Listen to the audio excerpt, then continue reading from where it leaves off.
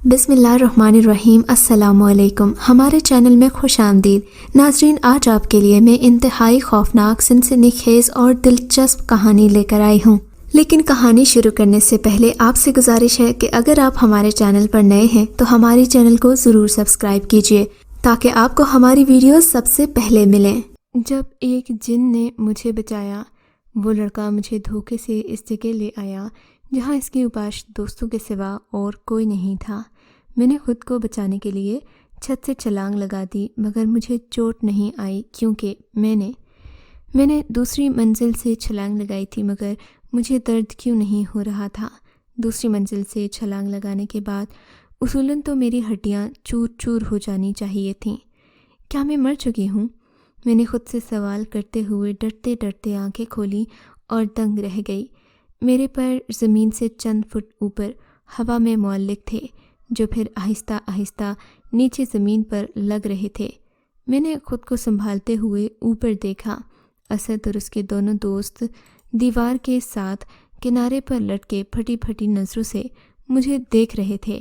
میں خود حیرت زدہ تھی، آخر یہ معجزہ کیوں کر ہوا تھا؟ میں اتنے آرام سے زمین پر کیسے اتر گئی؟ گویا کسی لفٹ کے ذریعے اتری ہوں، مگر مجھے زیادہ حیران ہونے کا موقع نہیں ملا کیونکہ اگلے ہی لمحے میں نے اپنی زندگی کا سب سے ہولناک منظر دیکھا۔ اسد اچانک ہوا میں بلند ہوا، جیسے کسی نے اسے ہاتھوں سے اوپر اٹھا رکھا ہو، پھر میں نے اس کا جسم دو ٹکڑوں میں تقسیم ہوتے دیکھا۔ چند لمحے بعد اس کے دونوں دوستوں کا بھی یہی حشر ہوا۔ ان کی آخری چیخیں بڑی کربناک تھیں۔ یہ دردناک منظر دیکھ کر میں بھی اپنی چیخوں پر قابو نہ پا سکی اور چیختے ہوئے وہاں سے بھاگنے لگی، مگر ٹھوکر کھا کر گر گئی۔ پھر میرے ہوش و حواس نے میرا ساتھ چھوڑ دیا۔ ہانیہ آنکھیں کھولو، ہوش میں آؤ، اٹھو۔ آنکھیں کھولیں تو ایک خوبصورت نوجوان کو اپنے سامنے پایا۔ وہ میرے گال تھپ تھپا کر مجھے ہوش میں لانے کی کوشش کر رہا تھا۔ میرے ذہن پر پھر سے تاریکی چھانے لگی۔ اس بار ہوش آیا تو خود کو گھر والوں کے درمیان پایا۔ اللہ کا شکر ہے میری بچی کو ہوش آ گیا۔ امی نے مجھے چومتے ہوئے کہا، ہانی بیٹی کیسی طبیعت ہے، اب کیسا فیل کر رہی ہو؟ ابو نے پوچھا۔ مجھے اپنا ذہن بالکل خالی خالی محسوس ہو رہا تھا۔ دھیرے دھیرے یادداشت نے کام کرنا شروع کیا تو مجھے اسد اور اس کے دوستوں کے ٹکڑے ٹکڑے ہوتے جسم یاد آ گئے۔ میں ڈر کر رونے لگی تو امی نے مجھے گلے لگا لیا۔ بس کرو بیٹا، کچھ نہیں ہوا، تم ٹھیک ہو اب۔ حادثے کی وجہ سے ڈری ہوئی ہے۔ بھائی کی آواز آئی۔ کچھ اور رشتہ دار تھے جو مجھے اپنے انداز میں تسلی دے رہے تھے۔ امی نے سب کو کمرے سے نکال دیا اور بولی، بیٹی پریشان نہ ہو، سب ٹھیک ہو جائے گا۔ ہاں وہ حادثہ بہت برا تھا، مگر خدا کا شکر تمہیں صرف گھٹنے اور بازو پر چوٹ آئی ہے، وہ بھی اتنی زیادہ نہیں۔ اللہ کے کرم سے کوئی ہڈی نہیں ٹوٹی۔ اب رونا دھونا بند کرو اور اپنے خالق کا شکر ادا کرو۔ میں نے حیرت سے پوچھا، کون سا حادثہ تھا امی؟ امی نے مجھے یوں دیکھا جیسے میرا دماغ چل گیا ہو، پھر کچھ سوچ کر بتانے لگیں، تم کالج سے واپس آ رہی تھیں جب تمہارے برابر سے گزرنے والی کار کو ایک ٹرک نے کچل دیا۔ تم شاید ڈر کر بھاگی تھیں اور ٹھوکر کھا کر گر پڑی۔ چوٹ اس لیے آئی، اور تمہارے ابو بتا رہے تھے کہ کار والے تینوں نوجوانوں کا تو قیمہ بن گیا۔ لاشیں پہچاننے میں نہیں آ رہی۔ کیا تمہیں کچھ یاد نہیں بیٹی؟ نہیں امی، یاد ہے وہ۔ نہیں امی، مجھے نہیں یاد۔ دراصل ہوش میں آنے کے بعد دماغ کچھ کام نہیں کر رہا، اس لیے پوچھا۔ امی میری بات سے مطمئن ہو کر مجھے آرام کی تلقین کرتے ہوئے باہر نکل گئی تاکہ میں سکون سے سو سکوں۔ میں لیٹ گئی، کچھ عرصہ پہلے سے شروع ہونے والے واقعات پر غور کرنے لگی۔ مجھے میرے گھر والے بہت محبت کرتے تھے۔ 2 بھائیوں کی اکلوتی بہن تھی اور گھر بھر کی لاڈلی تھی۔ میری ہر فرمائش کو پورا کرنا فرض سمجھا جاتا تھا، مگر ساتھ ساتھ امی بہت اچھی تربیت کرنا بھی نہ بھولتی تھیں۔ وہ خاص طور مجھے ٹائم دیتی، میری بات کو غور سے سنتی۔ یہی وجہ تھی کہ مجھ میں کبھی وہ غرور پیدا نہیں ہوا تھا جو لاد پیار میں پلنے والے بچوں میں پیدا ہو جاتا ہے۔ میں نے جب نوجوانی کی سیڑھی پر قدم رکھا تو مجھ پر حسن و جوانی کی دولت ٹوٹ کر برسی۔ میں اپنے خاندان اور محلے کی سب سے حسین لڑکی تھی۔ کئی نوجوان میری توجہ حاصل کرنے کی کوشش کرتے، مگر میں کسی کو لفٹ نہ کرواتی۔ کالج میں داخلہ لیا تو وہاں کئی لڑکیاں میری سہیلیاں بن گئیں۔ وہ جب بھی ملتی ہمیشہ اپنے اپنے بوائے فرینڈس کے قصے سنایا کرتیں۔ یہ قصے سن کر مجھ کو شدید کوفت ہوتی۔ وہ میری خوبصورتی سے جلتی بھی تھیں، میرے قریب رہنے کی کوشش بھی کرتیں۔ ایک دن کالج سے واپسی پر اپنی بچپن کی سہیلی ماہرخ کے ساتھ گھر آ رہی تھی جب میں نے کسی کی نظروں کی تپش محسوس کی۔ بے اختیار پلٹ کر دیکھا تو ایک لڑکا خاموشی سے ہمارے پیچھے آ رہا تھا۔ کیا ہوا ہانی؟ ماہرخ نے پوچھا۔ ایک لڑکا ہے، ہمارا پیچھا کر رہا ہے، میں نے گھبرا کر کہا۔ ماہرخ نے مڑ کر اسے دیکھا اور پھر شوق لہجے میں کہا، ہمارا نہیں، تمہارا پیچھا کر رہا ہے، دفع کرو، میں نے رفتار تیز کرتے ہوئے کہا۔ وہ دن تو یوں ہی گزر گیا، مگر پھر روز کالج سے واپسی پر وہ میرا پیچھا کرنے لگتا۔ وہ دوسرے لڑکوں کی طرح آواز نہیں کستا تھا، کوئی بدتمیزی کرتا تھا، بس چپ چاپ چند قدم کے فاصلے پر آ رہا ہوتا۔ ایک دن میں اکیلی واپس آ رہی تھی، اس نے ایک ویران گلی سے گزرتے ہوئے مجھے مخاطب کر لیا۔ سنیں، میں نے رک کر اسے دیکھا۔ کیا بات ہے؟ آپ سے بات کرنی ہے، یہ میرا نمبر ہے، کال کر دیں گی؟ اس نے ایک کاغذ مجھے پکڑاتے ہوئے کہا۔ میں کیوں کرنے لگی آپ کو کال، اور میرا پیچھا کیوں کرتے ہیں آپ؟ میں نے غصے سے پوچھا۔ پلیز، میں آپ کو سب کچھ بتا دوں گا، لیکن ابھی وقت ہے نہ موقع۔ کال کریں گی نا؟ وہ آس بھرے لہجے میں بولا تھا۔ مجھے اس پر رحم آ گیا۔ میں نے وہ کاغذ پکڑ لیا اور گھر کی طرف چل دی۔ گھر پہنچ کر میں نے کاغذ کھولا اور اس کا نمبر اپنے موبائل فون میں سیو کر دیا۔ ماہرخ، کل اس نے مجھے اپنا نمبر دیا ہے اور کہا ہے کہ میں اسے کال کر لوں۔ میں نے اگلے دن ماہرخ کو بتایا۔ ارے واہ بھائی، تم تو چھپی رستم نکلی، اس کا مطلب کہ دونوں طرف سے برابر لگی ہوئی ہے۔ ماہرخ نے شرارت سے کہا۔ نہیں یار، ایسا کچھ نہیں، وہ بس اس نے کچھ ایسی مسکینی سے کہا تھا کہ مجھے ترس آ گیا ہے بیچارے پر، تبھی لے لیا۔ شروع میں تو ترس آتا ہے، محبت تو بعد میں ہوتی ہے۔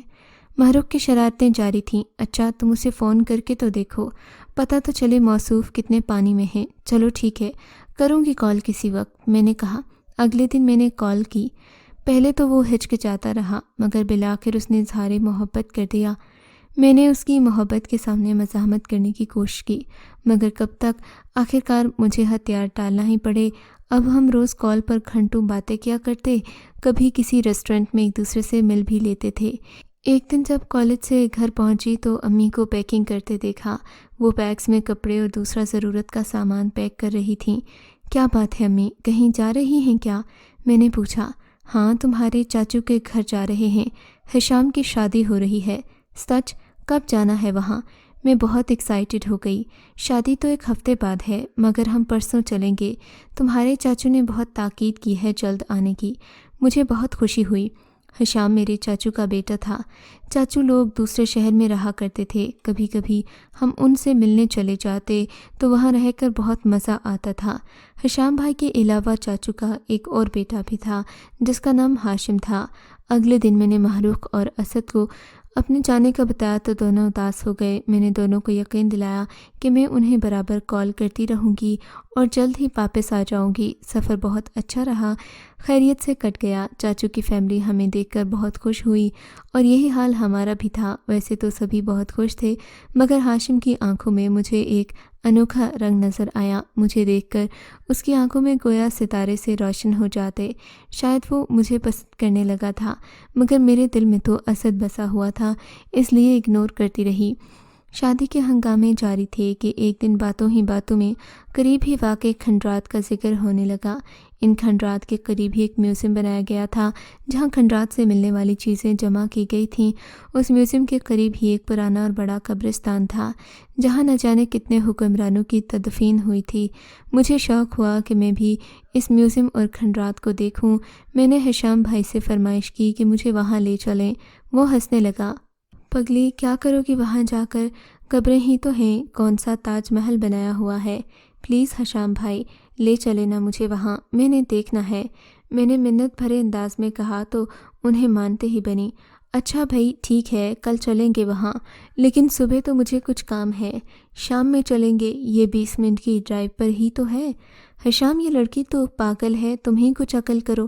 شام میں ایسی جگہوں پر نہیں جا کرتے، پھر وہاں تو قبرستان بھی اس میوزیم سے ملا ہوا ہے۔ امی مجھے گھورتے ہوئے بولیں۔ ارے چچی کچھ نہیں ہوتا، قبرستان میں بیچارے مردے ہی تو ہیں، اب وہ قبروں سے نکل نہیں سکتے، پھر ڈر کس بات کا؟ حشام بھائی کو ایسی باتوں سے کوئی فرق نہیں پڑتا تھا۔ امی چپ ہو گئیں، مگر میں دیکھ رہی تھی کہ وہ فکر مند ہیں۔ میری دیکھا دیکھی کچھ اور کزنس بھی چلنے کو تیار ہو گئیں۔ اگلے دن حشام بھائی اپنے کام نپٹا کر ہم سب کو اپنے ہمراہ لے چلے۔ گھر کی بزرگ خواتین ہمیں اکیلے بھیجنے پر راضی نہیں تھیں، اس لیے ان میں سے 2 ہمارے ساتھ تھیں۔ ہم نے سب سے پہلے وہ پرانے کھنڈرات دیکھے، کھدائی کے نتیجے میں نمودار ہوئے تھے۔ پھر میوزیم گئے، گھومتے ہوئے پتہ ہی نہ چلا کہ سورج غروب ہو گیا۔ لڑکیوں اب چلو، رات ہو رہی ہے۔ حشام بھائی نے بلایا تو ہم واپسی کے راستے پر چل پڑے، جس کے لیے ہمیں قبرستان کے قریب سے گزرنا تھا۔ میں اپنی ایک کزن سے بات کرتے ہوئے آ رہی تھی کہ ہوا کا ایک تیز جھونکا آیا اور میرے سر سے اتر گیا۔ میں نے رک کر اسے ٹھیک کیا، تبھی میرے کانوں میں کسی نے سرگوشی کی، ہانیہ۔ میں بری طرح اچھل پڑی۔ آواز بھاری اور مردانہ تھی، مگر ارد گرد تو کوئی مرد نہیں تھا۔ حشام بھائی بھی ہم سے کافی فاصلے پر تھے۔ کیا ہوا ہانی؟ میری کزن نے پوچھا۔ کچھ نہیں، میں نے اسے کچھ نہ بتایا۔ ممکن تھا وہ سرگوشی میرا وہم ہو، اس نے اصرار نہیں کیا۔ ہم واپس چلے آئے، کھانا کھا کر سب سو گئے، لیکن میری آنکھوں سے نیند کوسوں دور تھی۔ آخر کس نے لیا تھا میرا نام؟ کہیں وہ میرا وہم تو نہیں؟ لیکن وہ آواز تو بہت واضح تھی، بہت گہری، بھاری سی۔ میں سوچتے سوچتے سو گئی۔ رات کا نہ جانے کون سا پہر تھا جب کسی انجانے احساس نے مجھے نیند سے جگا دیا۔ مجھے اپنے قریب کسی کے گہری سانسوں کی آواز سنائی دے رہی تھی۔ میرا دل زور زور سے دھڑکنے لگا۔ میں نے آنکھیں کھولنے کی کوشش کی تو ناکام ہو گئی۔ میں نے محسوس کیا کہ میں اپنے جسم کو ذرا سی بھی حرکت نہیں دے پا رہی تھی۔ ہانیہ، وہی گہری آواز، وہی بھاری لہجہ۔ خوف نے مجھے سن کر دیا۔ آخر وہ کون تھا؟ رات کے اس پہر وہ بیڈ روم میں کیا کر رہا تھا؟ اور سب سے بڑی بات، وہ میرا نام کیسے جانتا تھا؟ میرے ذہن میں کئی سوال اٹھ رہے تھے۔ میں برسوں سے تمہارا انتظار کر رہا ہوں ہانیہ، ایک عرصے سے صرف تمہارا منتظر تھا۔ وہی بھاری آواز پھر سنائی دی تو میرے رونگٹے کھڑے ہو گئے۔ چند لمحوں بعد میرا جسم اس اندیکھے شکنجے سے آزاد ہو گیا تو میں نے فوراً آنکھیں کھولیں۔ کمرے میں میرے اور میری کزن کے علاوہ کوئی نہیں تھا۔ وہ مزے سے سو رہی تھی۔ میں نے اسے جھنجھوڑ کر جگا دیا۔ ردا، اٹھو ردا، مجھے ڈر لگ رہا ہے۔ کیا ہوا ہانی؟ وہ ہڑبڑا کر اٹھ بیٹھی۔ ردا، کوئی کمرے میں آیا تھا، میں نے ڈری ہوئی آواز میں اسے بتایا تھا۔ کیا؟ کون تھا؟ تم نے مجھے اس وقت کیوں نہیں جگایا؟ وہ پریشانی سے بولی تھی۔ یار میں ڈر کے مارے ہل بھی نہیں پا رہی تھی، تمہیں کیسے جگاتی؟ لیکن دروازہ تو اندر سے بند تھا، پھر کوئی کیسے آ سکتا ہے؟ اس نے کہا تو میں نے بھی چونک کر دروازے کو دیکھا جو مضبوطی سے بند تھا، کھڑکیاں بھی بند تھیں۔ ردا، مجھے اس کی آواز سنائی دی تھی۔ وہم ہے تمہارا، مجھے تو کچھ سنائی نہیں دیا۔ نہیں، یہ میرا وہم نہیں ہے، اس نے واضح طور پر میرا نام لیا تھا۔ میں نے جان بوجھ کر قبرستان والی بات نہیں بتائی۔ ارے یار کچھ نہیں ہوتا، تم نے کوئی خواب دیکھا ہوگا، اب سو جاؤ، صبح جلدی اٹھنا ہے۔ ردا مجھے تسلی دیتے ہوئے لیٹ گئی۔ میں بھی قرآن آیات کی تلاوت کرتے ہوئے سو گئی۔ اگلے دن شادی تھی، سارا دن ہلے گلے میں گزر گیا۔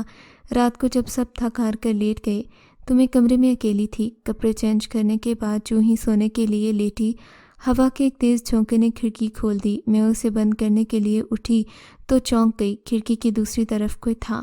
کون ہے وہاں؟ میں نے گھبرا کر پوچھا۔ وہ جو کوئی بھی تھا اندھیرے میں تھا۔ اس نے کوئی جواب نہیں دیا تو مجھے کل والا واقعہ یاد آ گیا۔ میں خوف سے کانپ اٹھی، تیزی سے کھڑکی بند کر کے بستر میں گھس گئی۔ ہانیہ، وہ آواز مجھے پھر سنائی دی۔ میرا دل زور زور سے دھڑکنے لگا۔ کب تک بھاگو گی مجھ سے ہانیہ؟ ایک دن تو تمہیں میرے قریب آنا ہی پڑے گا۔ میں کتنے برس سے تمہاری راہ دیکھ رہا ہوں، انتظار کے عذاب سے گزر رہا ہوں، دور مت جاؤ، میری ہو جاؤ۔ میں خوف سے لرزنے لگی۔ رات آنکھوں میں کٹ گئی۔ میں کسی کو بتانا چاہتی تھی، مگر کس کو؟ جو بھی سنتا وہ یقین ہی نہیں کرتا، بلکہ الٹا میرا مذاق اڑاتا یا اسے میرا وہم کہہ کر میری دماغی حالت پر شک کا اظہار کرتا، جیسے اس رات ردا نے کیا تھا۔ اسی ادھیڑ پن میں میرے دن گزرتے گئے۔ شادی کے سارے فنکشن ختم ہو گئے، سارے مہمان چلے گئے، ہم نے بھی اب کوچ کی تیاریاں شروع کر دیں۔ اس دوران مجھے رات کو سنائی دینے والی ان آوازوں کا سلسلہ بھی رک گیا، اسی لیے میں نے کسی سے تذکرہ نہیں کیا۔ میں ابھی یہ سوچ کر خوش ہو رہی تھی کہ اب اس سے پیچھا چھوٹ گیا، مگر یہ میری خوش فہمی تھی۔ اس دن میں چاچو کے گھر کے پچھلے لان میں پھولوں کی کیاریوں کے پاس کھڑی تھی کہ کسی نے پکارا۔ میں ڈر کر پلٹی تو دیکھا سامنے ہاشم کھڑا تھا۔ اف، تم نے تو میری جان ہی نکال دی ہاشم، میں نے اسے شاکی لہجے میں کہا۔ میں نہیں جانتا تھا کہ تم اتنی ڈرپوک ہو، وہ مسکرایا۔ ڈرپوک نہیں ہوں، بس تم اچانک آئے تو میں چونک گئی تھی، میں نے ناراضی سے کہا۔ اچھا اپنا موڈ خراب نہ کرو، میں بہت اہم بات کہنے آیا ہوں۔ کیسی بات؟ میرا دل زور زور سے دھڑکنے لگا۔ وہ کیا کہنے جا رہا تھا؟ ہانیہ، میں تمہیں پسند کرتا ہوں اور تم سے شادی کرنا چاہتا ہوں، اس نے چمکتی آنکھوں سے کہا۔ بولو ہانی، زندگی کے سفر میں میری ہم سفر بنو گی؟ مجھے سمجھ نہیں آ رہا تھا میں کیا کہوں، بس چپ چاپ اسے دیکھتی رہی۔ شاید تم شرما رہی ہو۔ اچھا ٹھیک ہے، اگر تمہیں قبول ہے تو بس میرے ہاتھ میں اپنا ہاتھ دے دو، میں سمجھ جاؤں گا، اس نے مسکراتے ہوئے اپنا ہاتھ بڑھایا۔ اس سے پہلے کہ میں کچھ کہتی، ہاشم کا ہاتھ کسی نادیدہ قوت نے کلائی سے کاٹ دیا۔ وہ دردناک آواز میں چیخا، اپنا بازو تھام کر تڑپنے لگا۔ اف، اتنا بھیانک منظر میں نے کبھی نہیں دیکھا تھا۔ ہاشم کا کٹا ہوا بے جان ہاتھ خون میں لت پت زمین پر گرا تھا، اس کی کلائی سے خون کے فوارے ابل رہے تھے۔ میں نے چیخ چیخ کر سب کو بلایا، گھر والوں نے نیم بے ہوش ہاشم کو فوراً ہسپتال پہنچایا۔ سب حیران اور خوفزدہ تھے کہ یہ کیا ہوا تھا اور کیسے ہوا تھا، ہاشم کا ہاتھ کیسے کٹا اور کس نے کاٹا۔ سبھی نے مجھ سے پوچھا کیونکہ اس وقت وہاں صرف میں تھی۔ اس سے پہلے کہ میں کسی کو کچھ بتاتی، وہ آواز پھر سے میرے کانوں میں سنائی دی۔ خبردار، تم نے جو کسی کو کچھ بتایا، ورنہ ابھی تو صرف ہاتھ کٹا ہے، اگر تم نے کسی کو بتایا تو گردن بھی کاٹ دوں گا۔ میں نے کہا تھا نا، تم صرف میری ہو، اگر کسی اور نے تمہاری طرف ہاتھ بڑھایا میں اس کا ہاتھ کاٹ دوں گا۔ میں چپ کے چپ رہ گئی، سب مجھے شک کی نظر سے دیکھ رہے تھے، مگر میرے پاس اپنی صفائی میں کہنے کے لیے کچھ نہیں تھا، کیونکہ اگر میں کچھ کہتی تو ہاشم کی جان بھی جا سکتی تھی۔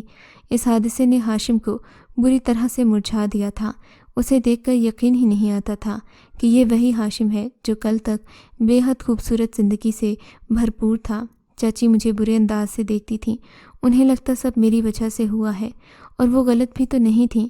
ہاں واقعی یہ سب میری وجہ سے ہی تو ہوا تھا، میری وجہ سے ہاشم کا ہاتھ کٹا تھا۔ ہاشم سے بھی سبھی نے پوچھا، مگر اسے تو خود کچھ پتہ نہیں تھا، وہ خود اپنے ساتھ ہوئے حادثے پر حیران تھا کہ آخر اس کے ساتھ کیا ہوا ہے۔ ان کی فیملی کے رویے کو دیکھتے ہوئے ابو نے وہاں سے چلنے میں عافیت سمجھی۔ میں جب تک وہاں رہی بہت بری طرح خوفزدہ تھی کہ کہیں کوئی اور حادثہ نہ ہو جائے۔ اپنے گھر آ کر میں نے بہت سکون محسوس کیا، سمجھ رہی تھی کہ میں وہ پراسرار آواز اور اس سے جڑی ساری مصیبتیں وہیں چھوڑ کر آئی ہوں، لیکن میں بھول گئی تھی کہ وہ ہوائی مخلوق تھا، وہ تو کہیں بھی آ سکتا تھا۔ اور خیر، اگلے دن جب میں کالج گئی، میری ملاقات محروق سے ہوئی۔ میں نے اسے ساری باتیں بتائیں، وہ حیرانی اور خوف کے ملے جلے تاثرات کے ساتھ سنتی رہی۔ یار، ایسا کیسے ہو سکتا ہے؟ آخر وہ کون ہے اور تمہارے پیچھے کیوں پڑ گیا ہے؟ کیا چاہتا ہے وہ تم سے؟ مجھے نہیں پتا محروق، لیکن میں بہت مصیبت میں ہوں، میری سمجھ میں نہیں آتا کہ میں کیا کروں۔ ہاشم کی حالت میرے سامنے ہے، میں تو ہاشم سے بھی پیار نہیں کرتی، پھر بھی میں نے اس کے ساتھ یہ سلوک کیا۔ مجھے ڈر لگتا ہے اگر اس نے اسد کو بھی کوئی نقصان پہنچا دیا تو کیا ہوگا، میں نے روحانسی آواز میں کہا۔ تو کیا تم نے سوچا ہے اب کیا کرو گی؟ محروق نے ہمدردی سے پوچھا تو میرے آنسو نکل آئے۔ میری مانو تو کسی پہنچے ہوئے بزرگ سے یا عالم سے بات کرو، تمہیں اس مصیبت سے نجات دلا سکتے ہیں۔ محروق نے جواب دیا، دیکھتی ہوں، مگر ایسا کوئی ہو بھی تو صحیح نا جس سے میں رابطہ کر سکوں، ہمارے ہاں تو ایسی چیزوں کو مانتے ہی نہیں۔ امی ابو بھی میری ان باتوں کو شاید میرا دماغی خلل سمجھے، اگرچہ ان کے سامنے ہاشم کا واقعہ بھی ہے، مگر پھر بھی نہ جانے وہ مانیں گے بھی یا نہیں۔ میں نے پریشانی سے کہا، تم پریشان مت ہو، اللہ سب ٹھیک کرے گا، انشاءاللہ سب ٹھیک ہو جائے گا۔ محروق نے مجھے تسلی دی۔ میں محروق کو الوداع کر کے گھر سے باہر نکلی تو باہر اسد کھڑا تھا۔ کہاں گم ہو گئی تھی تم؟ اتنے دن ہو گئے، تم نے ایک کال بھی نہیں کی، یہاں تو بڑے بڑے دعوے کر کے گئی تھیں کہ روزانہ کال کروں گی، اس نے ناراضی سے کہا۔ میں وہاں بہت مصروف تھی اسد، مجھے وہاں وقت ہی نہیں ملتا تھا، ایک تو شادی کا فنکشن تھا، پھر وہاں پر کچھ ایسے عجیب سے حالات ہو گئے کہ کسی کو کال کرنا یاد ہی نہیں رہا۔ اچھا ٹھیک ہے، لیکن آج تمہیں میرے ساتھ چلنا ہوگا، اسد نے کہا۔ کہاں لے جاؤ گے؟ امی کے ساتھ ملوانے کے لیے لے کر جاؤں گا تمہیں، انہوں نے کئی بار کہا ہے کہ تمہیں ان سے ملواؤں، لیکن ایک تو موقع نہیں ملتا، اوپر سے فرصت بھی نہیں تھی۔ آج کچھ بھی ہو تمہیں میرے ساتھ چلنا ہوگا امی سے ملنے کے لیے۔ نہیں اسد، ایسے اچھا تھوڑی لگتا ہے، میں نے منع کر دیا۔ دیکھو، تم نے وہاں جا کر کال نہیں کی، اس کی تلافی اس طرح ہو سکتی ہے کہ تمہیں امی سے ملنے کے لیے میرے ساتھ چلنا پڑے گا، ورنہ آئندہ تم مجھے کبھی نہیں دیکھو گی، وہ غصے سے بولا تھا۔ اچھا ٹھیک ہے، چلوں گی، لیکن مجھے تم سے ضروری باتیں کرنی ہیں۔ میں نے اسے سب کچھ بتانا تھا۔ ہاں ہاں، وہاں چل کر کر لینا جو بھی بات کرنی ہو، وہ خوش ہو کر بولا۔ میں اس کے ساتھ موٹر سائیکل پر گئی۔ وہ تیزی سے موٹر سائیکل اڑاتا شہر سے باہر ایک کالونی کی طرف روانہ ہو گیا۔ میں دل ہی دل میں بہت ڈر رہی تھی، پتہ نہیں مجھے اس کے ساتھ آنا بھی چاہیے تھا یا نہیں۔ اسی کشمکش میں وہ گھر آ گیا جہاں اسد نے مجھے اپنی امی سے ملنے کے لیے بلایا تھا۔ یہ گھر جس جگہ تھا وہاں آس پاس تو خالی پلاٹ تھے یا زیر تعمیر گھر تھے، اس لیے دور دور تک خاموشی کا راج تھا۔ دروازہ مقفل نہیں تھا۔ اس نے دروازہ کھول کر بائک کو اندر کیا اور مجھے بھی لے گیا۔ کہاں ہے تمہاری امی اسد؟ کیا ان کو پتہ ہے کہ میں ان سے ملنے کے لیے آئی ہوں؟ میں نے پوچھا تو وہ عجیب سے انداز میں ہنسا۔ ہاں ہاں، انہیں پتہ ہے، اور وہ بے چینی سے تمہارا انتظار کر رہی ہیں۔ اندر چلو نا، یا یہیں رکو گی؟ میری چھٹی حس مجھے بتا رہی تھی کہ کچھ غلط ہے۔ اسد کے ارادے مجھے صحیح نہیں لگ رہے تھے۔ میں جانے کو اس وقت کو کوس رہی تھی جب میں اس کے ساتھ بھروسہ کر کے یہاں تک جانے کو تیار ہو گئی۔ میری چھٹی حس غلط نہیں تھی۔ اندر سے ایک اوباش سا لڑکا برآمد ہوا اور اسد سے بولا، واہ بھئی اسد، مان گئے ہمیں، جو ہم سے نہ ہو سکا وہ تو نے کر دکھایا۔ ہمیں تو اس نے منہ نہیں لگایا، لیکن تم اسے اپنے ساتھ لے کر آئے ہو، اور وہ بھی اس کی اپنی مرضی سے۔ دیکھ لو، میں نے کہا نہیں تھا کہ اسے اپنے پیروں پر چلا کر لاؤں گا؟ لاؤ میرے 50,000۔ اسد مکروہ ہنسی ہنستے ہوئے بولا۔ یہ سب کیا ہو رہا ہے اسد؟ کیا کہہ رہے ہو تم؟ یہ کیسے 50,000 اور کیسی شرط؟ میں نے چکراتے ہوئے سر کو تھام کر پوچھا۔ دراصل ہم نے شرط لگائی تھی۔ ہم دونوں کو تو کالج کے باہر دیکھ چکی تھی، مگر اسد کو تم جانتی نہیں تھی۔ جب تم نے ہمیں سے کسی کو منہ نہیں لگایا تو اسد نے کہا کہ وہ 50,000 روپے کی شرط پر تمہیں یہاں لا سکتا ہے۔ پھر دیکھو، اس نے وہی کیا جو کہا تھا۔ شرط تو ہم ہار گئے، مگر اب جب کہ تم ہمارے بس میں ہو تو ہم شرط میں ہارے ہوئے 50,000 تو وصول کریں گے۔ اس کا دوسرا دوست خباثت سے مسکراتے ہوئے بولا۔ میں دروازے کی طرف بڑھنے لگی۔ ظاہر ہے میں خود کو ان کے رحم و کرم پر تو نہیں چھوڑ سکتی تھی۔ میرا ارادہ بھانپ کر ان میں سے ایک دروازے کے قریب جا کر کھڑا ہو گیا۔ اسد جو ہی مجھے پکڑنے کے لیے میرے پیچھے بھاگا، میں دوڑ کر سیڑھیوں پر چلی گئی۔ میرے پاس بھاگنے کے لیے اور کوئی جگہ نہیں تھی۔ وہ تینوں بھی میرا پیچھا کرتے ہوئے وہاں آ گئے۔ میں پیچھے ہٹتے ہٹتے منڈیر پر جا لگی۔ میری منت سماجت کا بھی ان پر کوئی اثر نہیں ہوا۔ وہ خباثت سے ہنس رہے تھے۔ اسد کا ایک دوست کہہ رہا تھا کہ میں تو خود ایک خراب لڑکی ہوں، مجھے کسی نے اغوا نہیں کیا، بلکہ میں اپنے پیروں پر چل کر یہاں آئی ہوں۔ میں نے تم پر بھروسہ کیا تھا۔ میں نے اسد سے کہا، ایک لڑکی جب غیر مرد پر بھروسہ کرتی ہے نا بی بی، تو یہی ہوتا ہے۔ تم کیا اندھی تھیں؟ تمہیں نظر نہیں آیا؟ ماں باپ سے چھپ کر تم میرے ساتھ محبت کا ڈرامہ کر رہی تھیں۔ تم جیسی لڑکیوں کے ساتھ تو ویسے بھی یہی ہونا چاہیے۔ بکواس بند کرو ذلیل انسان، میں چلائی۔ اچھا ٹھیک ہے، کر لیتا ہوں بکواس بند، مگر تم بھی اب یہ بھاگنا دوڑنا بند کرو۔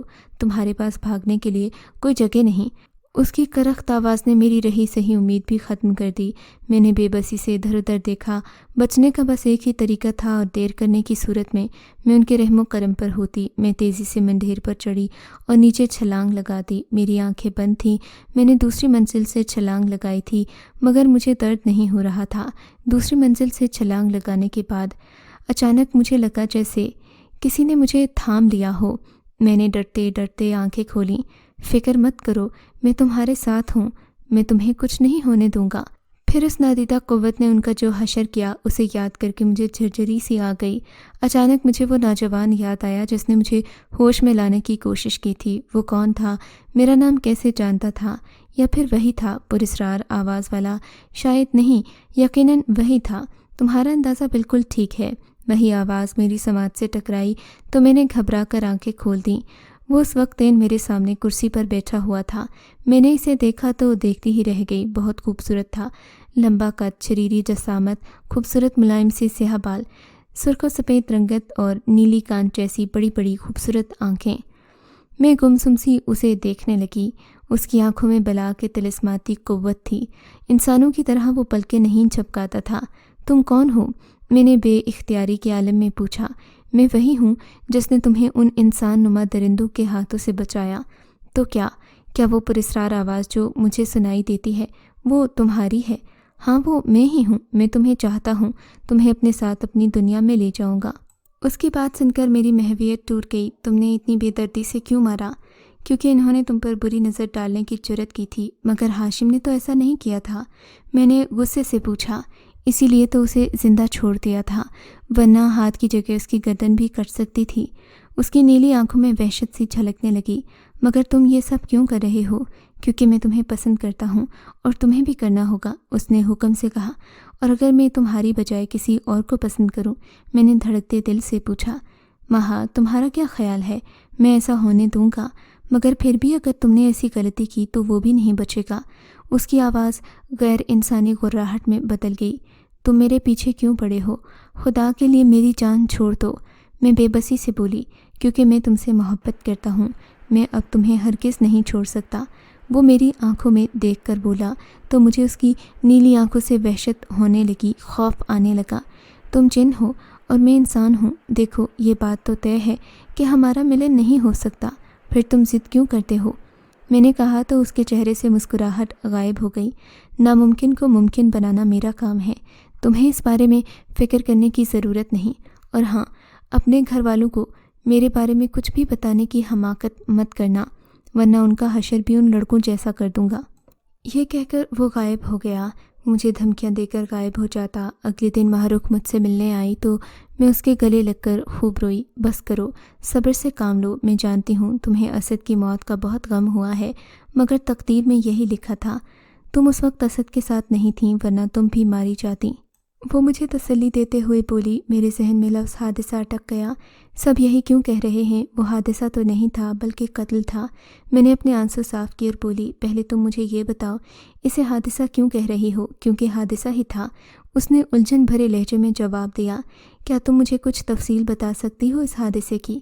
میں نے بے چینی سے پوچھا۔ یہ حادثہ کالج سے کچھ دور سڑک پر پیش آیا۔ اس میں اسد کی چھوٹی سی کار کو ایک ٹرک نے کچل دیا۔ وہ اور کار میں سوار اس کے دونوں دوست موقع پر مر گئے۔ ان کی لاش میں کئی ٹکڑے ہو گئے۔ ٹرک چوری کا تھا اور ڈرائیور فرار ہو گیا۔ ماہرخ نے مجھے تفصیل سے ساری بات بتائی۔ اور میں کہاں ملی؟ تم وہیں قریب ہی بے ہوش پڑی ہوئی ملی تھیں۔ اس نے اس سوال سے مجھے الجھا کر رکھ دیا تھا۔ خیر، اس قتل کو حادثہ سمجھا جا رہا تھا، اس کا جواب مجھے مل گیا تھا، تو اس جنزادے نے اسے حادثے کا رنگ دے دیا تھا تاکہ حقیقت سب کی نظروں سے اوجھل رہے۔ لیکن تم یہ سب کچھ کیوں پوچھ رہی ہو؟ اور باقی سب نے تو یہی سمجھا کہ شاید تم نے ٹرک کو کار کو کچلتے دیکھا ہے تو صدمے سے بے ہوش ہو گئی ہو۔ وہ مجھے غور سے دیکھتے ہوئے بولی تو میں نے اسے اسد کے گھر پر پیش آنے والے واقعے کی ساری تفصیل بتا دی۔ وہ دنگ رہ گئی۔ میں نے اس کے جسم میں واضح لرزش محسوس کی۔ ہانی، یہ بہت خطرناک بات ہے۔ میں نے تمہیں پہلے بھی کہا تھا کہ کسی علم والے بزرگ سے رجوع کرو۔ اب خود دیکھ لو کہ کیا ہوا ہے۔ کل کو اگر تمہیں تمہارے گھر والوں کو نقصان پہنچایا تو کیا کرو گی؟ اس کی بات درست تھی، مگر میں اس جن کی اس دھمکی آمیز بات کو نظر انداز نہیں کر سکتی تھی، جبکہ میں اس بات سے بے خبر تھی کہ امی نے اور ماہرخ نے میری ساری باتیں سن لی ہیں۔ اگلے دن ہمارے گھر ایک سبز لباس والے بوڑھے بزرگ آئے جنہیں میرے ابو لے کر آئے تھے۔ انہوں نے سارے گھر میں گھوم پھر کر دیکھا، پھر میرے کمرے کے سامنے رک گئے۔ کیا ہوا حضرت؟ ابو نے پوچھا تو انہوں نے انہیں خاموش رہنے کا اشارہ کیا اور زور زور سے کچھ سونگنے لگے۔ ان کے چہرے پر پریشانی کے آثار پیدا ہوئے۔ ادھر آؤ بیٹی، انہوں نے مجھے بلایا، پھر میری آنکھیں غور سے دیکھیں۔ کب سے وہ تمہیں تنگ کر رہا ہے؟ ان کے سوال پر میں چونکی تو انہیں سب پتہ چل گیا ہے، لیکن میں کچھ بول نہیں پائے۔ بیٹی بتاؤ، کب سے وہ تمہیں تکلیف پہنچا رہا ہے؟ وہ پوچھ رہے تھے مگر میں کچھ بولنے کے قابل نہیں تھی۔ مجھے ایسا محسوس ہوا جیسے کسی نے میرا گلا دبایا ہو۔ میں نے دونوں ہاتھوں سے اس نادیدہ ہاتھ کو اپنے گلے سے ہٹانے کی کوشش کی مگر کامیاب نہیں ہوئی۔ میرے گلے سے خرخراہٹ کی آوازیں نکلنے لگیں۔ میری یہ حالت دیکھ کر میری امی رونے لگیں اور ابو کا رنگ بھی خوف سے سفید ہو گیا۔ بابا جی تیزی سے کچھ پڑھنے لگے مگر اگلے ہی لمحے کسی نے مجھے اٹھا کر زور سے دیوار پر دے مارا۔ درد اور کرب سے میری چیخیں نکل گئیں۔ امی ابو مجھے اٹھانے کے لیے آگے بڑھے تو ٹھوکر کھا کر گر پڑے۔ میں نے کہا تھا نا، اپنے گھر والوں کو میرے بارے میں مت بتانا، اب اس غلطی کی سزا بھگتنی ہوگی، تمہیں بھی اور تمہارے گھر والوں کو بھی۔ اس کی آواز میں وحشت اور درندگی تھی۔ نہیں، خدا کے لیے میں نے کسی کو کچھ نہیں بتایا، ان کا کوئی قصور نہیں۔ میں گڑ گڑانے لگی۔ اب اس سے کوئی فرق نہیں پڑتا، وہ غرایا۔ دور ہو جاؤ اس سے مردود، بہت تکلیف پہنچا چکا اب تو، دفع ہو جا یہاں سے۔ بابا جی نے کہا تو اس جنزادے نے بھیانک کہکہا لگایا، بابا تو کیا سمجھتا ہے بڈھے، تو کہے گا اور میں چلا جاؤں گا؟ ہرگز نہیں، تو اپنی موت کی طرف خود آیا ہے۔ زندگی اور موت اللہ کے ہاتھ میں ہے، تیرے ہاتھ میں نہیں۔ اس بچی کو مزید تکلیف مت پہنچاؤ۔ بابا جی نے اس کی باتوں سے متاثر ہوئے بغیر کہا، یہ میری ہے، میں اسے ہرگز نہیں چھوڑوں گا۔ جس نے بھی روکنے کی کوشش کی مارا جائے گا۔ اس کی آواز بھیانک ہو گئی۔ بابا جی نے کچھ پڑھنے کی کوشش کی مگر انہیں دیر ہو گئی۔ وہ چالاکی سے انہیں باتوں میں لگا کر ان کا وار دور کر چکا تھا، اور جیسے ہی انہوں نے دوبارہ ورد کیا اس نے بھرپور وار کیا۔ بابا جی کی کٹی ہوئی گردن فٹ بال کی طرح لڑکتی ہوئی میرے پاس آ گری۔ میں دہشت سے چلانے لگی، دیکھا تو نے، اب اپنے ہمدرد کا حشر، تمہارے ماں باپ کی باری ہے۔ وہ میرے سامنے پہلی بار اپنی اصل شکل میں ظاہر ہوا تھا۔ سیاہ جھلسی ہوئی رنگت، سانپوں کی طرح لہراتے بال، آنکھوں کی جگہ دو گڑھے جن میں پتلیوں کی جگہ وہ سرخ انگارے سے روشن تھے۔ اس کے چہرے پر نظر پڑی تو میرے جسم سے جان نکل گئی۔ میں نے چیخنا چاہا مگر حلق سے آواز نہ نکلی۔ وہ امی ابو کی طرف بڑھا مگر پھر کسی اسپرنگ کی طرح اچھل کر پیچھے ہوا۔ وہ انہیں چھو نہیں پایا۔ شاید اس کی وجہ وہ تعویذ تھے جو ان کی گردن میں لٹکے ہوئے تھے۔ مجھے بھی ان کے بارے میں بعد میں پتہ چلا۔ اس پر تو ان کا زور نہیں چل سکا مگر مجھ پر قیامت بیتنے لگی۔ اس نے ایک ایک کر کے میرے سر سے چند بال اکھاڑ دیے۔ ان بالوں کے ساتھ میری کھال بھی ادھڑ گئی، خون بہنے لگا۔ میں درد سے نڈھال ہو گئی۔ تمہیں اب روزانہ یہی سزا ملے گی۔ وہ صفاقی سے کہے لگا کر غائب ہو گیا۔ جنزادے کی محبت مجھے بہت مہنگی پڑ رہی تھی۔ دوسرے دن بھی اس نے یہی کیا۔ اس بار اس نے میری بھوؤں کے بال نوچ ڈالے۔ میں تکلیف کے مارے بے ہوش ہو گئی۔ میرے گھر والے میری حالت دیکھ کر روز جیتے روز مرتے۔ میرا حال مردوں سے بھی بدتر تھا۔ میں رو رو کر اپنی موت کے لیے دعائیں مانگا کرتی۔ وہ ہر روز نت نئی سزائیں ایجاد کرتا۔ میں کھانے بیٹھتی تو وہ اسے کیڑے مکوڑوں میں بدل دیتا۔ پیتے ہوئے پانی اکثر گاڑھے سرخ خون میں بدل جاتا۔ اس دوران امی اور ابو نے مجھے بغیر بتائے کئی پیروں فقیروں کے دروں کی خاک چھانی۔ کئی بار وہ لوگ ہمارے گھر بھی آئے مگر سب بے سود۔ کوئی بھی مجھے اس کے بے رحم پنجے سے رہائی دلا نہیں سکا۔ الٹا یہ ہوتا، جب بھی کوئی عامل ہمارے گھر آتا تو وہ مجھے زیادہ تکلیف دیتا۔ یہ سب دیکھ کر ابو نے کسی بھی عامل کو گھر پر لانا تو چھوڑ دیا مگر میری اس سے جان چھڑانے کے لیے مسلسل کوشش کرتے رہے۔ ایک دن ماروک مجھ سے ملنے آئی تو وہ شاکڈ رہ گئی۔ میرے سر اور بھوؤں پر سے بال نوچنے کی وجہ سے زخم بن گئے تھے۔ آنکھوں کے گرد ہلکے ابھر آئے تھے۔ میرا خوبصورت شاداب چہرہ بے رونق اور بدنما ہو گیا تھا۔ میں سوکھ کر کانٹا بن گئی۔ ماروک مجھے دیکھ کر رونے لگی۔ یہ سب کیا ہو رہا ہے ہانیہ؟ کیا حالت ہو گئی ہے تمہاری؟ میں اسے ٹکر ٹکر دیکھتی رہی۔ کچھ تو بولو ہانی، کوئی تو بات کرو۔ مگر میری زبان پر چپ کا تالا لگا ہوا تھا۔ میں خاموش رہی۔ ماروک مجھ سے مایوس ہو کر چلی گئی۔ میرے ساتھ اس کا ظالمانہ رویہ جاری رہا۔ کئی بار میں نے ہاتھ جوڑ کر اس کی معافی بھی مانگی مگر اس آگ کی تخلیق کا غصہ بڑا بے رحم تھا۔ اس کے ظلم کم نہ ہوئے۔ میں اپنے کمرے میں قید ہو کر رہ گئی۔ گھٹنوں میں سردی ایک جگہ پڑی رہتی۔ مجھ پر عجیب طرح کے دورے پڑنے لگتے۔ جب بھی دورہ پڑتا میں اپنے آپ کو نوچ کھسوٹ کر رکھ دیتی، یا کوئی اور ہوتا میرے سامنے تو اس پر حملہ کر دیتی۔ مجھے کوئی ہوش نہیں رہتا تھا کہ میں کہاں ہوں، کیا کر رہی ہوں۔ ایک دن یوں ہی بیٹھی تھی کہ دروازہ کھلنے کی آواز سنائی دی۔ میں نے سر اٹھا کر دیکھا تو حیران رہ گئی۔ دروازے میں ہاشم کھڑا تھا۔ وہ بہت ڈرا سہما لگ رہا تھا۔ اس کی کٹی ہوئی کلائی پر دستانہ چڑھا تھا۔ ہاشم، میں نے سہم کر اسے دیکھا۔ ہانیہ کیا ہوا؟ ہاشم نے مجھے دکھ سے دیکھتے ہوئے کہا۔ اس سے پہلے کہ میں کچھ اور کہتی وہ تیزی سے آگے بڑھا اور اپنے اکلوتے ہاتھ میں پکڑی بوتل سے میرے منہ سے لگا دی۔ اس سے پہلے کہ وہ واپس آ جائے اسے پی لو۔ میں نے بنا کچھ سوچے سمجھے بوتل میں موجود پانی شروع کر دیا۔ ابھی چند گھونٹ لیے ہی تھے کہ اس جنزادے کی چیخیں سنائی دیں۔ اس کی آواز بہت دور سے آ رہی تھی۔ نہیں ہانیہ نہیں، مت پیو یہ پانی، یہ تمہیں مجھ سے چھیننا چاہتا ہے۔ پہلی بار اس کی بھیانک آواز میں تکلیف اور کمزوری محسوس ہوئی۔ میں نے اس کی آواز پر کان دیے بغیر جس قدر پانی پی سکتی تھی پی لیا۔ ہاشم نے باقی بچا پانی میرے سر پر انڈیل دیا۔ یہ پانی پیتے ہی مجھے اپنی کھوئی ہوئی توانائی واپس ملنا شروع ہو گئی۔ حیرت انگیز طور پر میرے وہ زخم جو اب ناسور بن گئے تھے ٹھیک ہونا اور بھرنا شروع ہو گئے۔ جو میرے حواس کسی حد تک قابو میں آئے تو میں اٹھی، کسی چھوٹی بچی کی طرح رونے لگی۔ حوصلہ کرو ہانیہ، سب ٹھیک ہو جائے گا، اب میں آ گیا ہوں، تمہیں پریشان ہونے کی ضرورت نہیں۔ وہ مجھے تسلی دینے لگا۔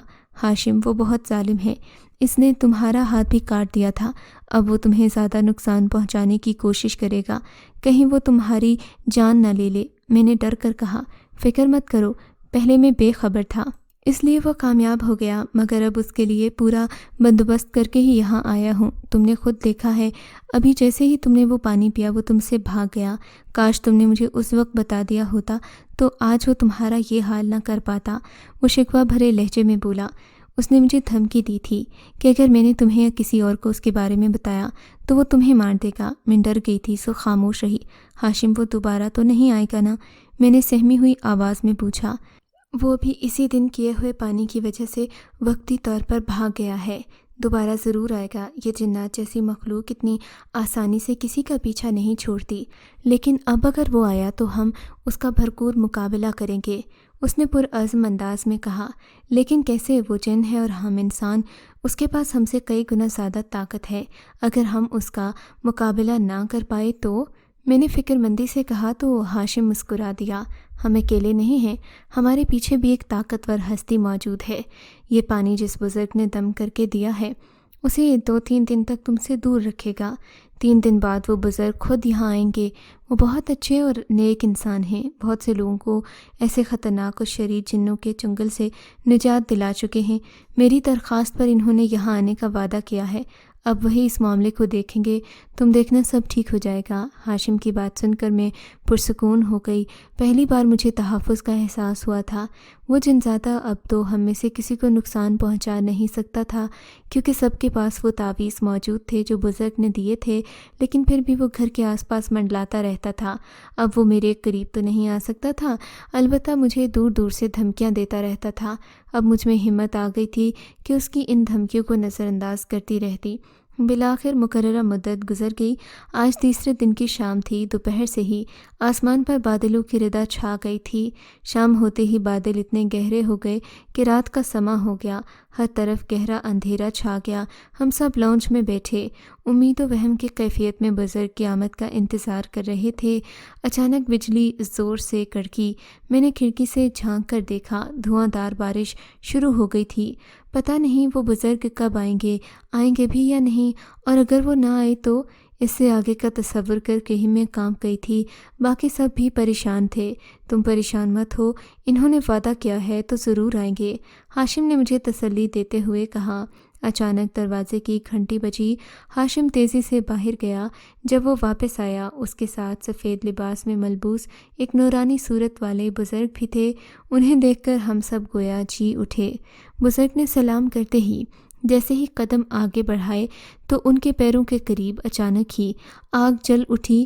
چھت سے خون کے قطرے ٹپک ٹپک کر شعلوں میں گرنے لگے تو آگ اور زیادہ بھڑکنے لگی۔ بزرگ نے اس آگ پر تھوک دیا، شعلے حیرت انگیز طور پر بجھ گئے، خون بھی غائب ہو گیا۔ وہ دروازہ پار کر آئے تو اچانک سے زمین پھٹی، ان کے آگے بہت بڑا گڑھا نمودار ہوا۔ بزرگ وہیں کھڑے رہ کر کچھ پڑھنے لگے۔ چند لمحوں کے بعد گڑھا غائب ہو گیا، زمین پہلے کی طرح ہموار ہو گئی۔ بزرگ دھیرے دھیرے قدم بڑھاتے میرے قریب آئے تو تڑاق سے کھڑکی کا شیشہ ٹوٹ گیا۔ وہاں عجیب اور بھیانک شکلیں جن کے گرد آگ کا دائرہ تھا چیخنے چلانے لگیں۔ بزرگ نے فوراً ہم سب کے گرد ایک گول دائرہ کھینچا، ہمیں اس کے اندر بٹھا دیا۔ خبردار، کچھ بھی ہو جائے ہرگز بھی اس حصار سے باہر مت نکلنا، چاہے تم کچھ بھی دیکھو، کچھ بھی سنو، مگر یہ ہرگز نہ بھولنا کہ جب تک تم اس حصار کے اندر رہو گے زندہ رہو گے، باہر نکلتے ہی وہ تمہیں مار دے گا۔ انہوں نے سختی سے تنبیہ کی۔ بزرگ نے ایک حصار کھینچا، اس میں وہ خود بیٹھ گئے، تسبیح ہاتھ میں لے کر ورد پڑھنے لگے۔ جیسے جیسے وہ پڑھتے گئے ویسے ویسے کھڑکی پر ناچتی شکلوں کے رقص اور چیخوں میں تیزی آتی گئی۔ پھر اچانک ہی وہ آگ ایک گیند کی شکل میں تبدیل ہو کر تیزی سے بزرگ کے حصار کی طرف بڑھیں، مگر جو ہی وہ حصار سے ٹکرائیں ایک دم ہی غائب ہو گئیں۔ بہت کھیل کھیل لیا تو نے، اب آجا سامنے، ورنہ اپنی ہی آگ میں جھلس کر بھسم ہو جائے گا، بزرگ نے گونجدار آواز میں کہا۔ ہم سب سانس روکے دیکھ رہے تھے، پھر وہ سامنے آ گیا۔ اس کی حالت بہت بری تھی، وہ بے حد ٹوٹا پھوٹا شکست خوردہ دکھائی دے رہا تھا۔ تم کون ہو؟ میری بچی کو کیوں پریشان کرتے ہو؟ بزرگ نے پوچھا۔ پہلے تو اس نے کچھ بھی بتانے سے انکار کیا، مگر جب بزرگ نے دوبارہ شروع کیا تو وہ چیخ اٹھا، خدا کے لیے سب کچھ بند کر دو، میں سب بتاؤں گا۔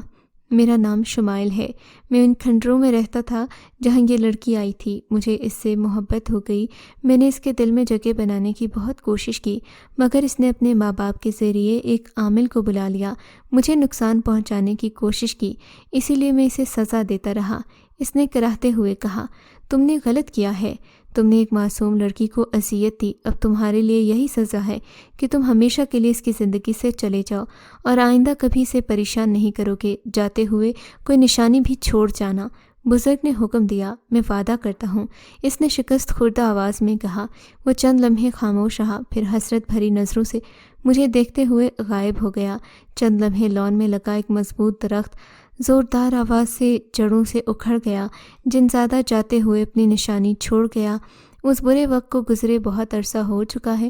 میں اور ہاشم آج میاں بیوی کی حیثیت سے ایک خوشگوار زندگی گزار رہے ہیں، مگر جب بھی وہ بھیانک وقت یاد آتا ہے تو آج بھی خوف سے میرے رونگٹے کھڑے ہو جاتے ہیں۔ اگر آپ کو یہ کہانی اچھی لگی ہے تو اس ویڈیو کو لائک کیجیے اور اس طرح کی مزید ویڈیوز دیکھنے کے لیے ہمارے چینل کو سبسکرائب کیجیے۔ اور ہاں، اگر آپ کی کسی دوست، رشتہ دار یا بہن کے ساتھ خدا نہ کرے ایسا کوئی واقعہ پیش آیا ہے تو ہمیں کامنٹ سیکشن میں اس کے بارے میں ضرور بتائیے۔